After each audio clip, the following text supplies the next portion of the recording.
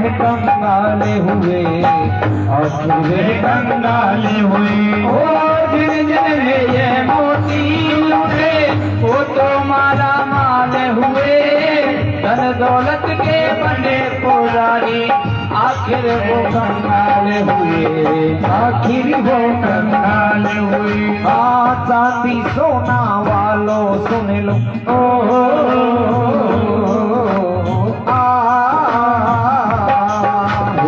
चांदी सोने वालों सुन लो बात सुनाऊं खरी खरी।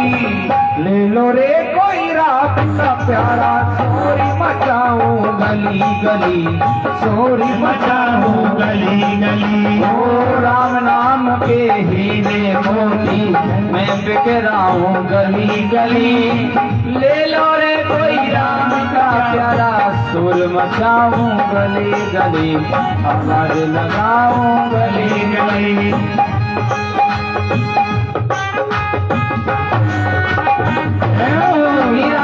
ताली बजा करते भैया।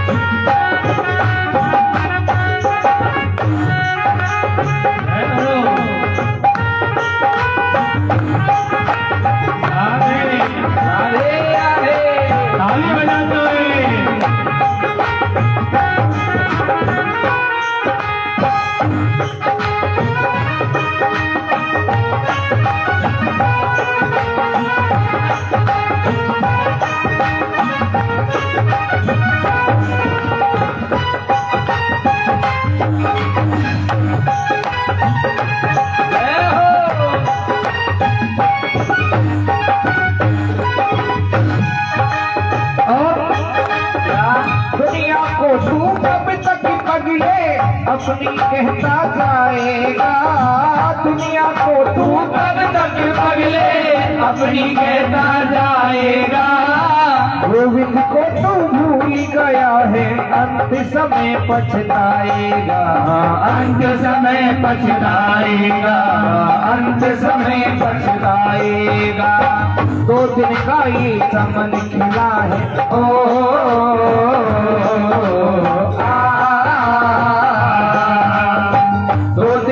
ये चमन खिला है फिर मुरझाए गली गली। एक बार दोनों हाथ उठा लीजिए सीधे सीधे और ताली बजाते हुए। अरे ले लो रे कोई राम का प्यारा सोरी मचाऊं गली गली। सोरी मचाऊं गली गली। ओ राम नाम के हीरे मोती प्रेरणा बिराऊं गली गली। ले लो रे कोई राम का प्यारा सोरी मचाऊं गली गली। आवाज लगाऊं गली गली। सोरी मचाऊं गली गली। आवाज लगाऊं गली गली।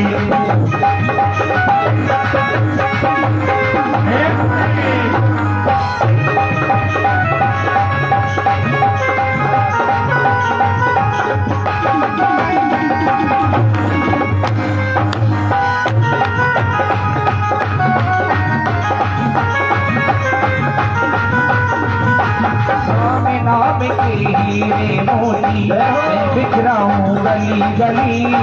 ले लो रे कोई राम का प्यारा सोरी मचाऊं गली गली।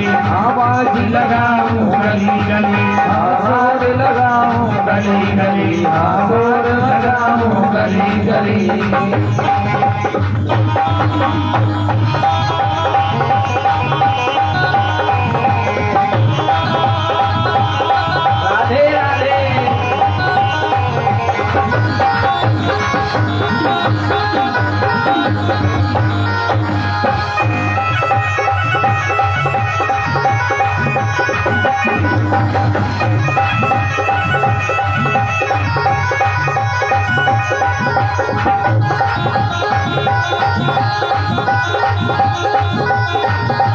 सोरी मचाऊं गली गली। आवाज लगाऊं गली गली। सोरी मचाऊं गली गली।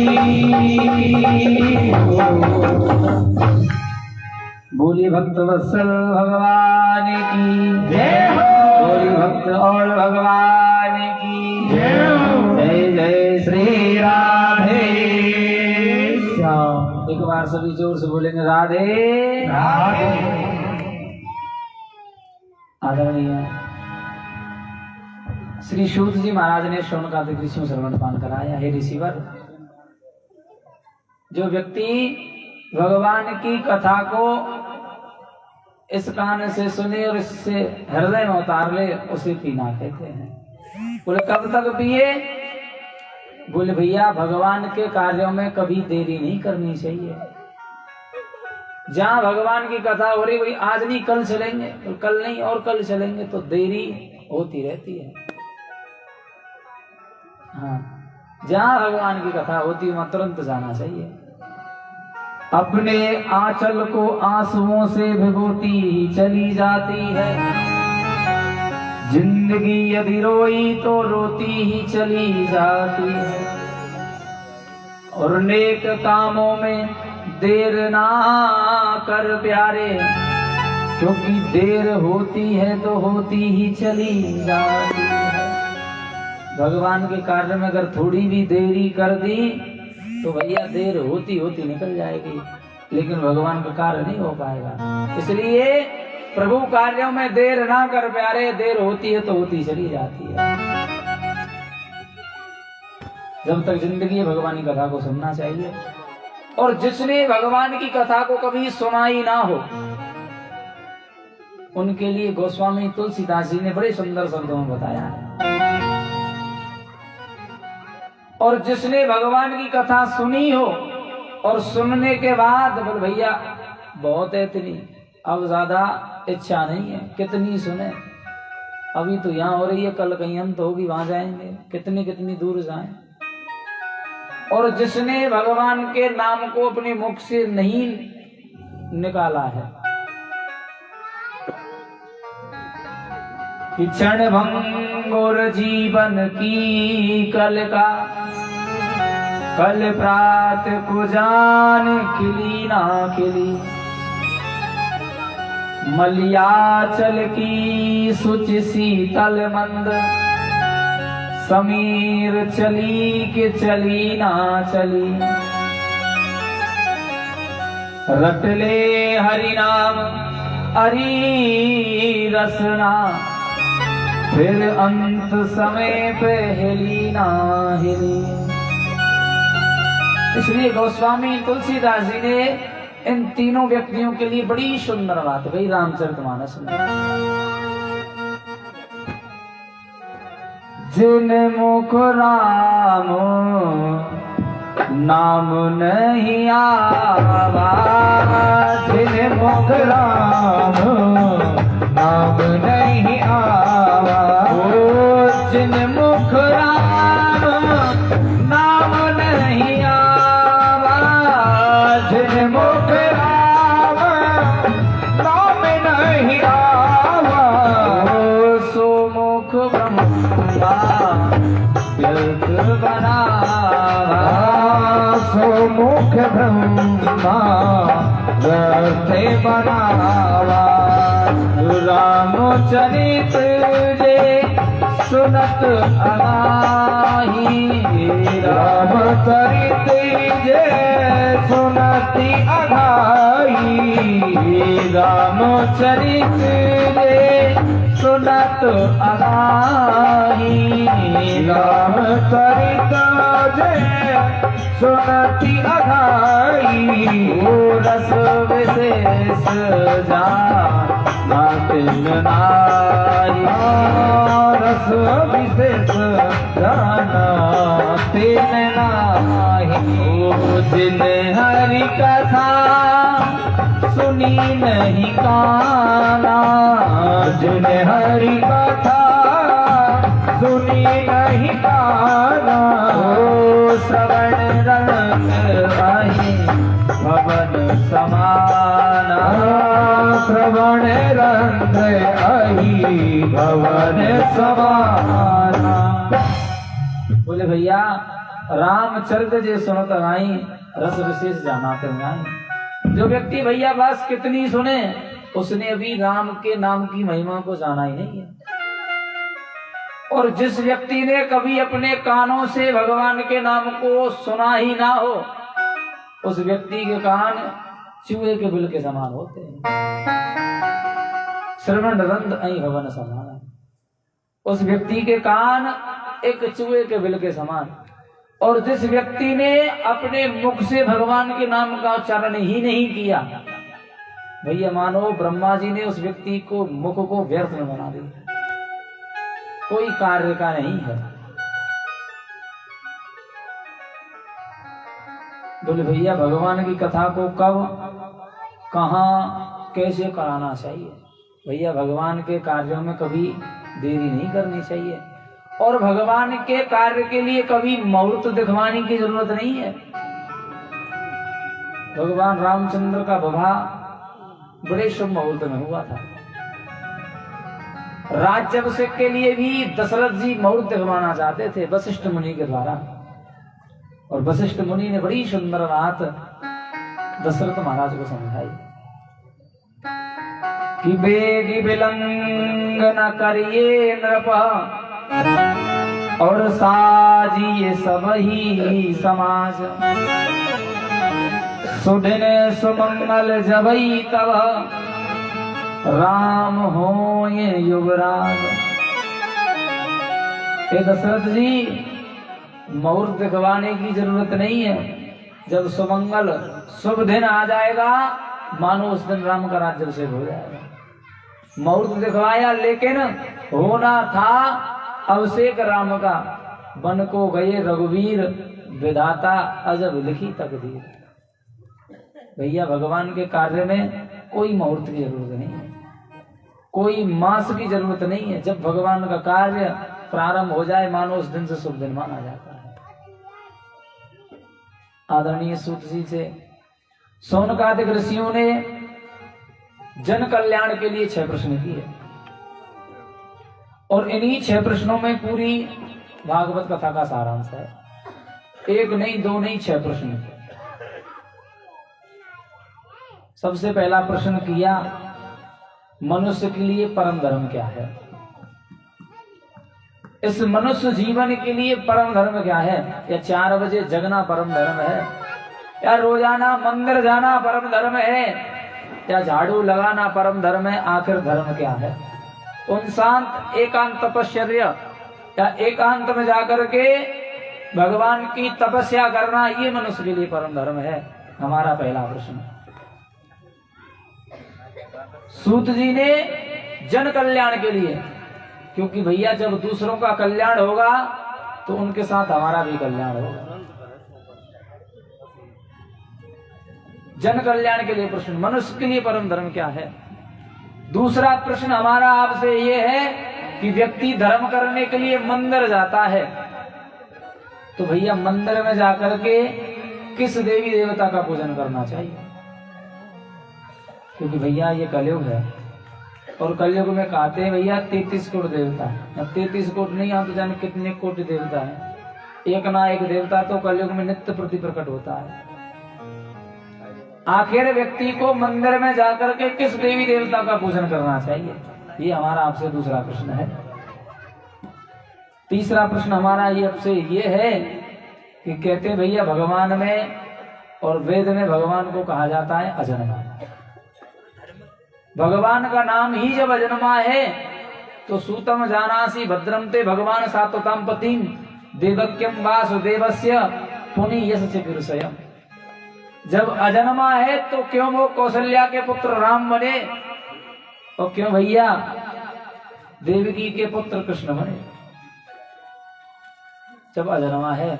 तीसरा प्रश्न। चौथा प्रश्न हमारा आपसे ये है कि भगवान के कितने अवतार हुए? कोई कहता है 10, कोई कहता है 20, और भैया रामचरितमानस तो कहती है हरि अनंत हरि कथा अनंता कहीं सुनई बहुविध सब सुनता। हरि भैया एक भी है और एक से अनेक भी हैं। भगवान की कथा तो एक है, लेकिन सुनने वाले अनेक और सुनाने वाले अनेक हैं। 14 प्रश्न। पांचवा प्रश्न हमारा आपसे ये है कि भगवान की कथा को सुनने वाला और सुनाने वाला कैसा होना चाहिए। और छठवां प्रश्न हमारा आपसे ये है कि भगवान जब जन्म लेते हैं या अवतार लेते हैं, क्यों संसार में लीला करते हैं और क्यों छोड़ करके चले जाते हैं, ये हमारा आपसे छठवां प्रश्न है। आदरणीय श्री सूत जी महाराज ने सोमकांत ऋषियों को बड़े प्रेम से श्रवण पान कराया। रिसीवर, आपके इन 6 प्रश्नों के उत्तर मैं आपको जरूर दूंगा, लेकिन इन 6 प्रश्नों के उत्तराधिकारी सुनने वालों को और भैया सुनाने वालों को और जो इस कथा के प्रमुख प्रवक्ता हैं उनका जन्म होना जरूरी है। आदरणीय श्री सुखदेव जी का आगमन होना जरूरी है। भागवत में सुखदेव जी का वर्णन है। ये सुखदेव जी गोलोक धाम में राधा रानी की गोद में क्रीड़ा करने वाले थे। एक दिन इन्होंने पृथ्वी पर भ्रमण के लिए मन में ही सोचा ही था, तो राधा रानी ने सुखदेव से कहा, बेटा तू पृथ्वी पर क्यों नहीं जाता? हे माता, मैं इसलिए पृथ्वी पर नहीं जाता, पृथ्वी पर अगर जाऊंगा तो पृथ्वी पर भैया भगवान विष्णु की माया बांध लेती है, माया पकड़ लेती है, और माया में जो बंध जाता है वो प्रभु का दर्शन कभी नहीं कर पाता। भले ही व्यक्ति कितना भी स्वतंत्र हो, कितना भी स्वतंत्र, लेकिन भैया वो माया में जरूर बना रहता है। सुखदेव जी से राधा रानी ने कहा, बेटा तू मृत्यु लोक में जा, मैं तुझे वचन देती हूं कि प्रभु की विष्णु की माया का असर तुझ पे नहीं होगा। तो वही सुखदेव एक पक्षिणी के गर्भ में प्रतिष्ठित हुए और कैलाश पर्वत पर रहने लगे। आदरणीय सुखदेव जी ने राजा परीक्षित को ये कथा आगे जाकर के श्रवण पान कराई। परम आदरणीय श्री सूत जी ने शौनकादिक ऋषि को श्रवण पान कराई। शौनकादिक ऋषि को बताए, ऋषिवर भगवान के अंश अवतार थे नारद, और नारद जी का चरित्र बड़ा सुंदर है और नारद जी का स्वभाव भी बड़ा सुंदर है। कहते हैं भैया नारम ज्ञानम ददाति ते नारद, जो ज्ञान देता है उसे हमारे इस कलयुग में नारद कहते हैं। नारम अज्ञानम दिति खंडित नारदा, जो भैया अज्ञान को हटा दे, ज्ञान का दीपक जला दे, उसे भी नारद कहते हैं। और हमारे ब्रज में तो बड़ी सुंदर कहावत है, ना रद जाकी बात कबू रद्द ही ना होए, दो नारद है। और नारद जी का स्वभाव, जिस घर में रोजाना लड़ाई झगड़ा होता हो, वहां होकर के नारद जी निकल जाएं तो बंद हो जाता है। हाँ, और जहां कभी हुआ ही नहीं हो, वहां होकर के निकल जाएं तो चालू हो जाता है उसी दिन से। ये उनका स्वभाव था। नारद जी ने एक बार भगवान नारायण और माता लक्ष्मी में झगड़ा करा दिया।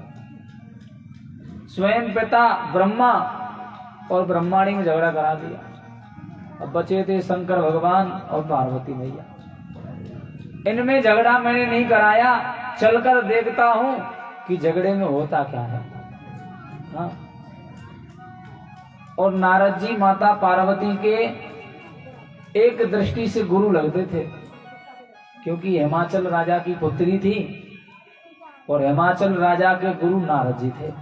इसलिए इस दृष्टि से देखा जाए तो नारद जी गुरु लगते थे, लेकिन यहाँ पिता ब्रह्मा के पुत्र थे और भगवान शंकर को नारद जी पिता मानते थे, तो यह माता पार्वती को कहते थे। भगवान शंकर कैलाश पर्वत पर समाधि में लीन है और बड़े प्रेम से भगवान राम का भजन कर रहे हैं भगवान शंकर।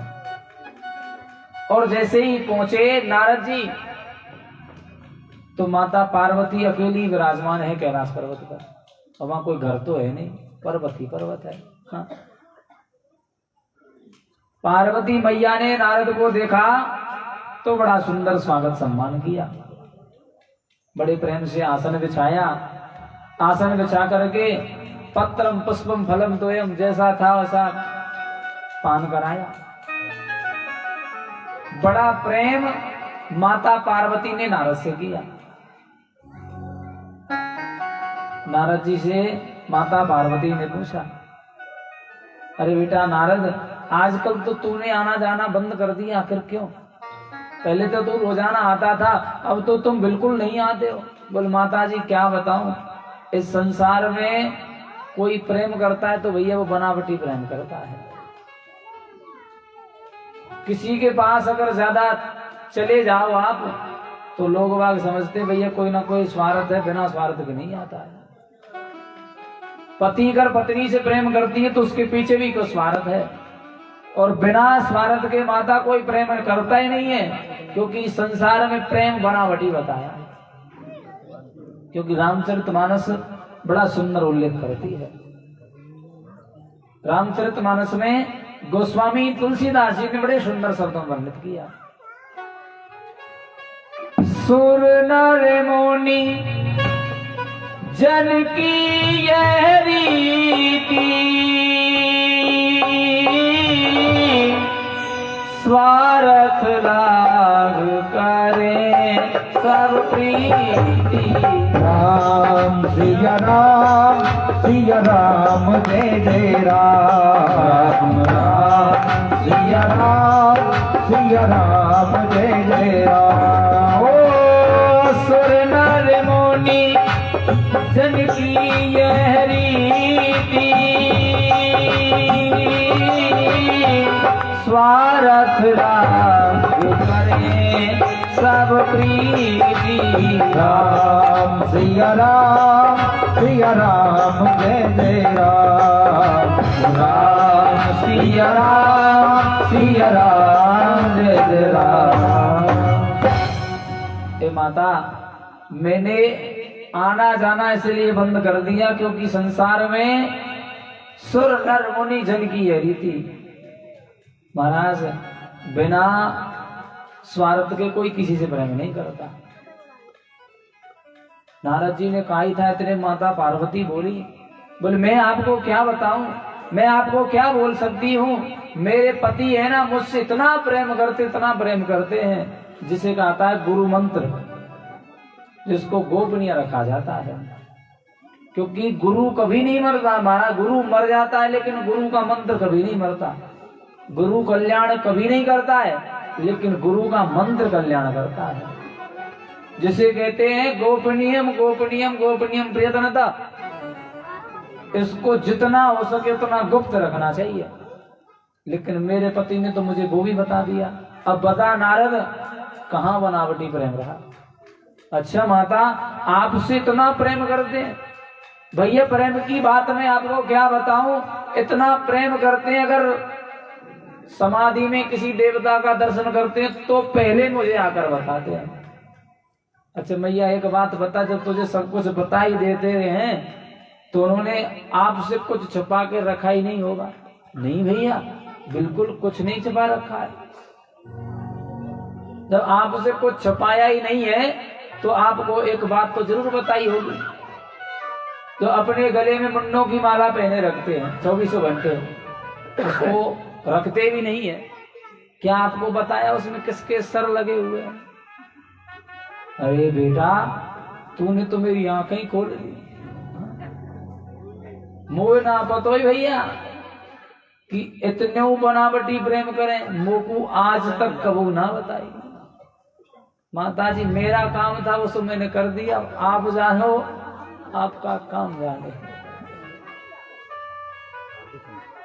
माता जी मैं थोड़ा चलता हूँ, जल्दी में हूँ, मुझे और कहीं जाना है। अरे बेटा जा तो रहा है, बाबा अगर मिल जाए ना रास्ते में तो कह देना माता जी ने थने याद किया। हाँ।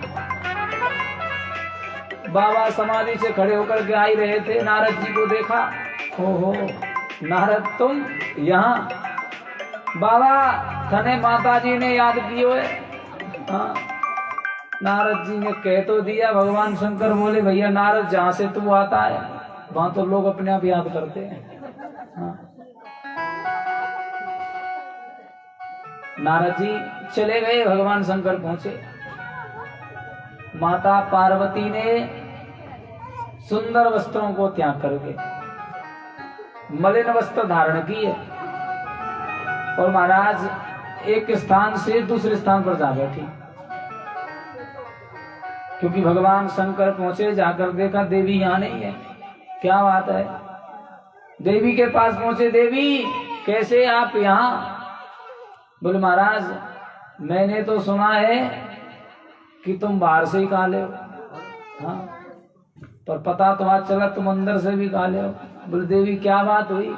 बोले आपके गले में जो ये सर मुन्नों की माला लटकी हुई है, इसमें किसके सर लगे हुए? आपने आज तक हमें ये नहीं बताया।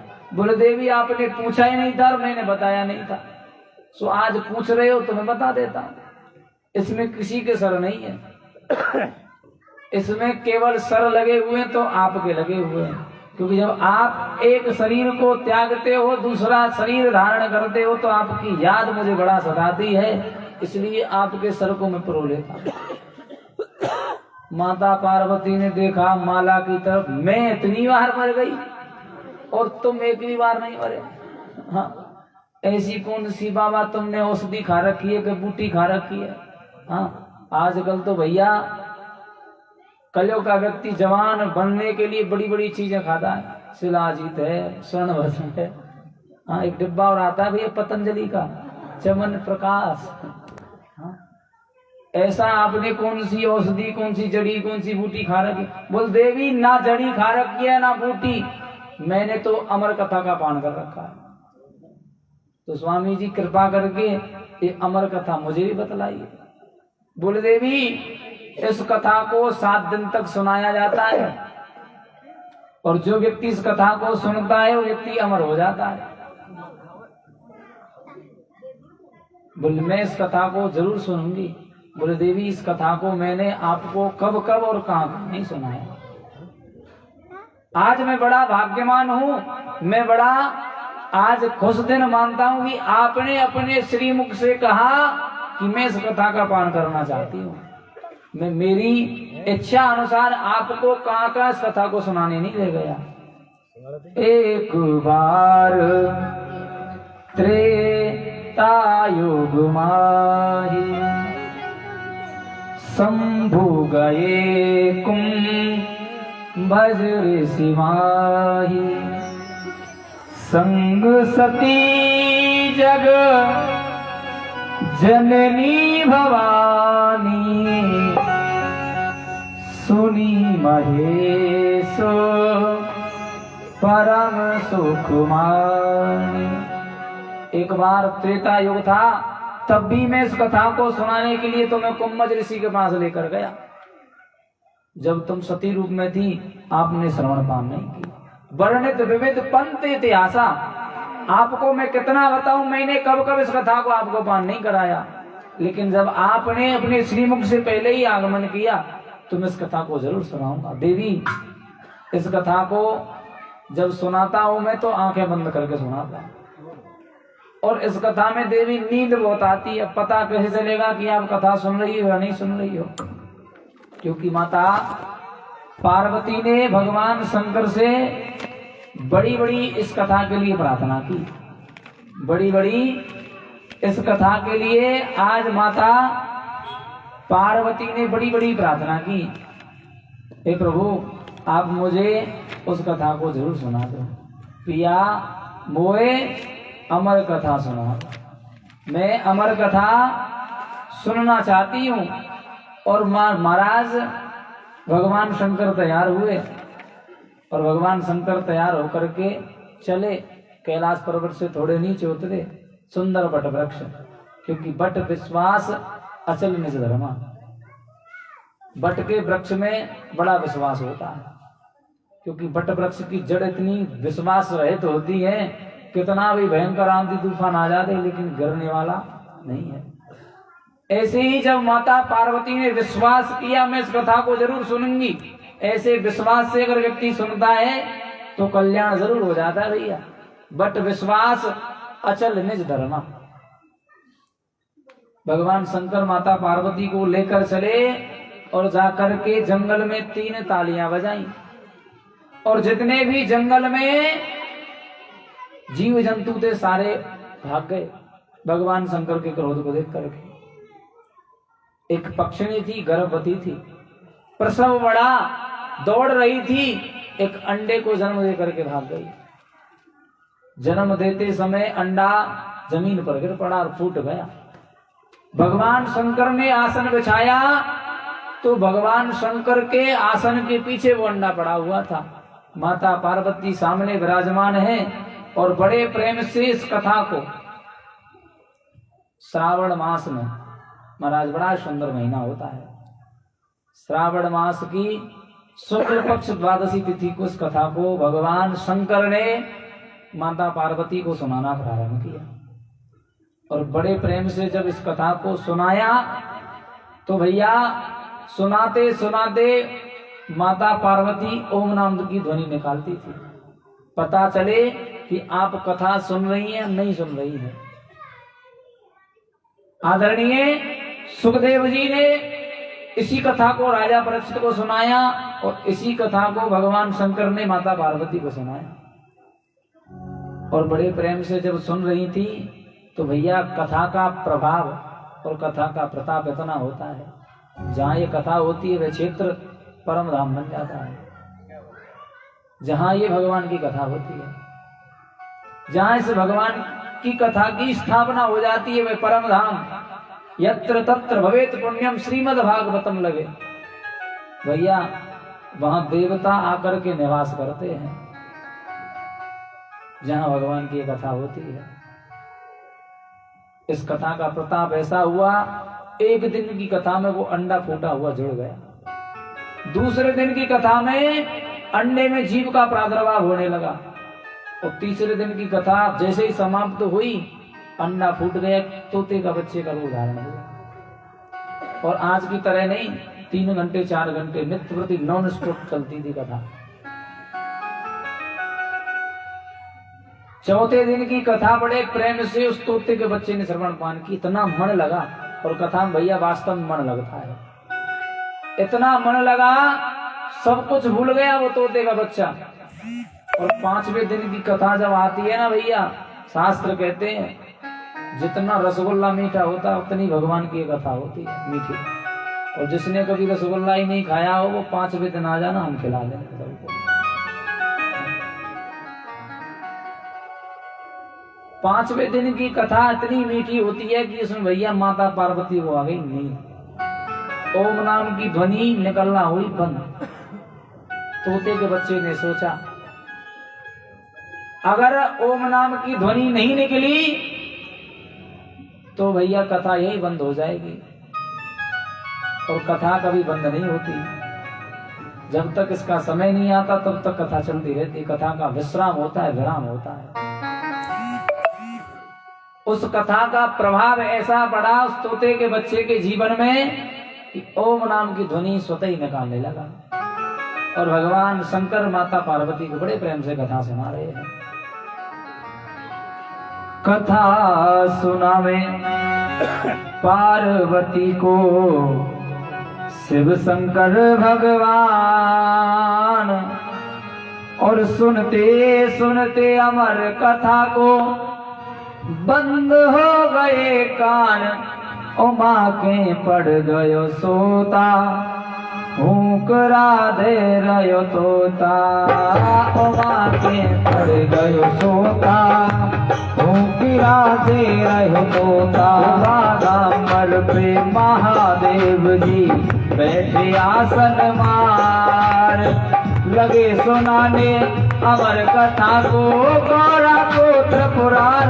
उमा के पड़ गयो सोता, गिरा दे रहो तोता। हो उमा के पड़ गयो सोता, गिरा दे रहो तोता। अरे ताली बजाते हुए सब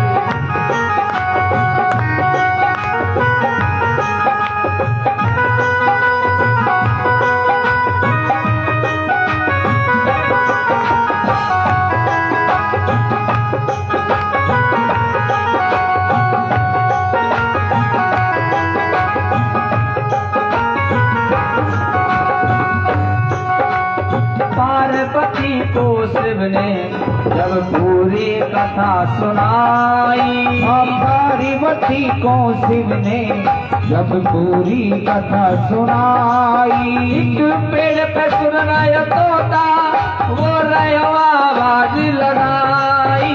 एक पेड़ पे सुन रहो तोता वो रहो आवाज लगाई। एक पेड़ पे सुन रहा तोता वो रहो आवाज लगाई। एक पेड़ पे सुन रहा तोता वो रहो आवाज लगाई। और नजर पड़ो जब शिव शंकर की, नजर पड़ो जब शिव शंकर की। आयो तो उमा के पड़ गयो सोता, घूंघरा दे रहो तोता। उमा के पड़ गयो सोता, घूंघरा दे रहो तोता।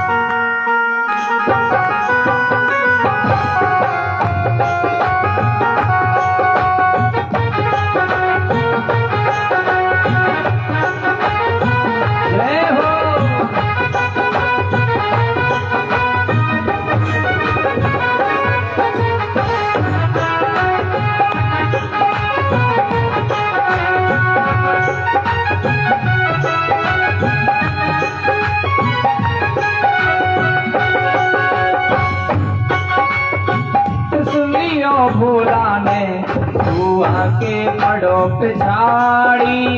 सूल लियो भोला ने सुआ की पड़ो पिछाड़ी। शिव शंकर दौड़े पीछे और तोता उड़े अगाड़ी। शिव शंकर दौड़े पीछे और तोता उड़े अगाड़ी। शिव शंकर दौड़े पीछे और तोता उड़े अगाड़ी। शिव शंकर दौड़े पीछे और तोता उड़े अगाड़ी। और जगह मिली ना कहीं छुपने की, जगह मिली ना कहीं छुपने की। और है गया वो हैरान, अरे हाँ है गया वो हैरान। उमा के पड़ गयो सोता, घूंघरा दे रहो तोता। उमा के पड़ गयो सोता, घूंघरा दे रहो तोता। बाघांबर पे महादेव जी बैठे आसन मार, लगे सुनाने अमर कथा को गौरा पुत्र पुराण। उमा के पड़ गयो सोता, घूंघरा दे रहो तोता। ओ उमा के पड़ गयो सोता, घूंघरा दे रहो तोता। भगवान की